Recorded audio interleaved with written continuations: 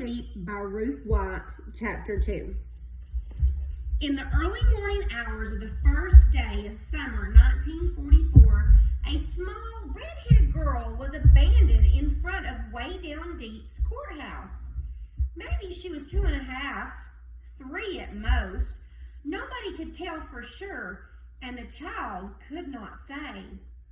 It was the circuit judge, Albert Dill, who found her as he was going to court after his breakfast at the Roost.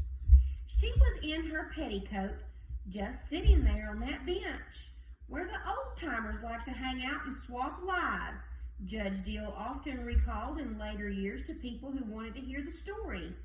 She was swinging in her bare feet and babbling to herself. As the stores began to open, the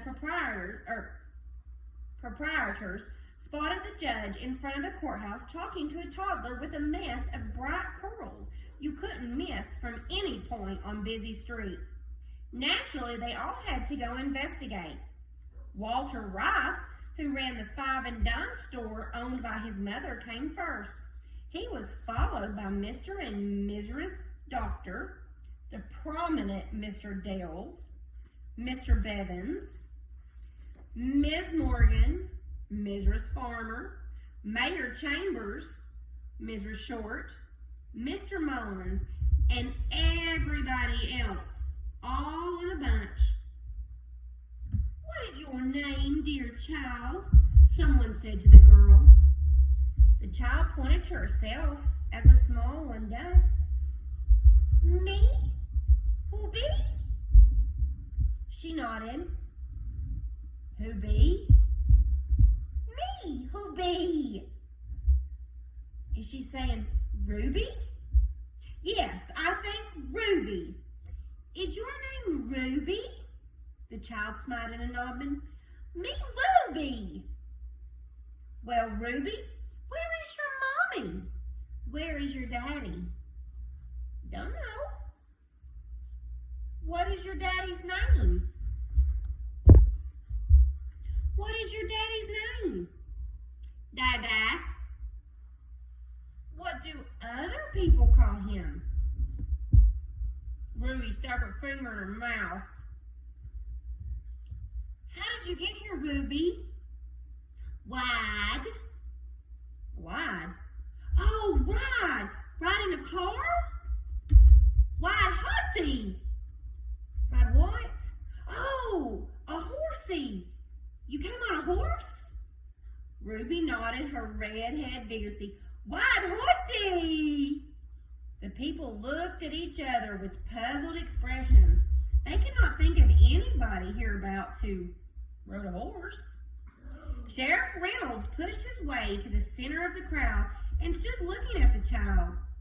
He was in his shirt sleeve that day because only his uniform was at the dry cleaners. "What is it?" he said, as if he did not recognize Ruby as being a member of his own species. "Somebody left her here." "Her name's Ruby. Can we keep her?" Mr. and Mrs. Doctor took Ruby to their offices for observation. Mr. Doctor was the town's only physician, and his wife, Mrs. Doctor, was the dentist. Their surname was Justice, but nobody called them by that.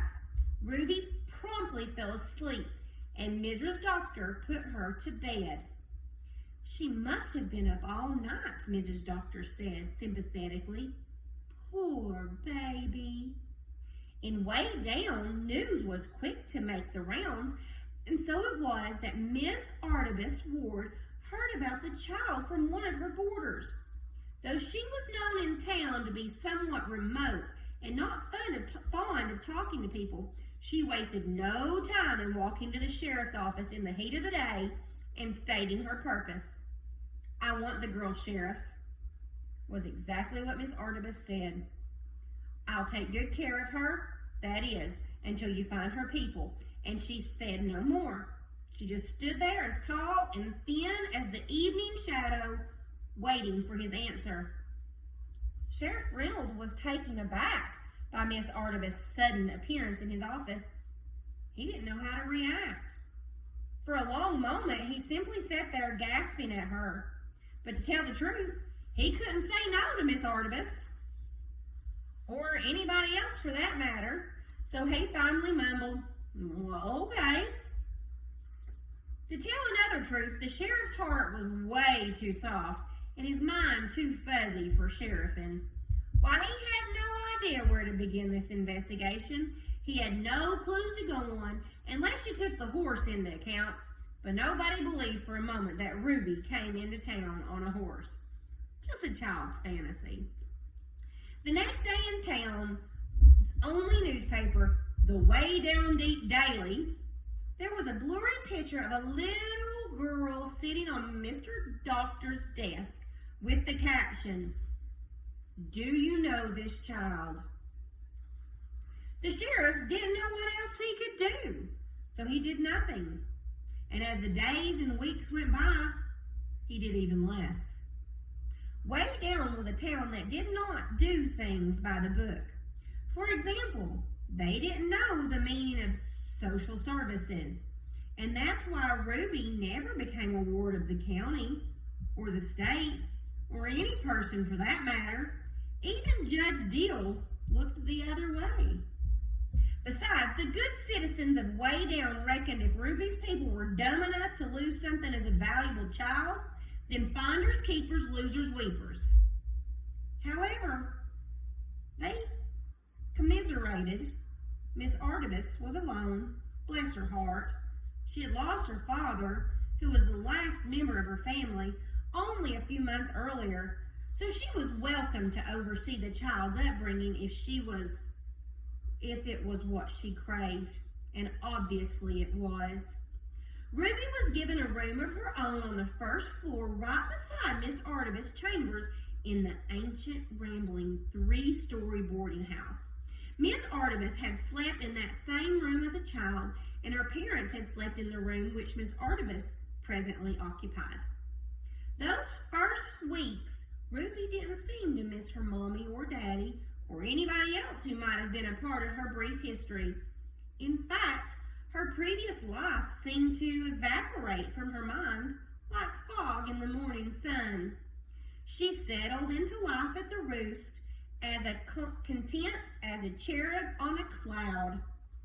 A call went out to the community not to forget the tyke, and Miss Artibus greatly accepted small donations on Ruby's behalf. Thus the child thrived and never wanted for anything. The Way Down Deep School, located across the street from the Roost, educated all grades.